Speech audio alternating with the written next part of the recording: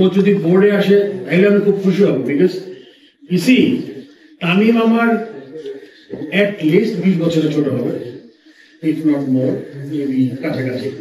So leadership, he is a former captain, তার মানে তার লিডারশিপ কোয়ালিটিও আছে।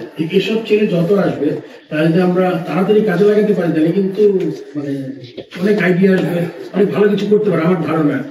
সো দেখি ওর সাথে কথা বলে ব্যক্তিগতভাবে যে প্ল্যানটা কি তোমরা আমরা এগিয়ে যেতে পারি। এখন থেকে আমি যেটা দেওয়ার চেষ্টা করবো যে যদি কোনো পার্টিকুলার ইনসিডেন্টের আপনার যদি কোনো তদন্ত কমিশন হয় ওইটা ডেফিনেটলি আসবে পাবলিকলি, যদি তদন্ত কমিশনের কোনো কিছু, এটা আমি বলতে পারি, এটা মানে আমি যতদিন আসি।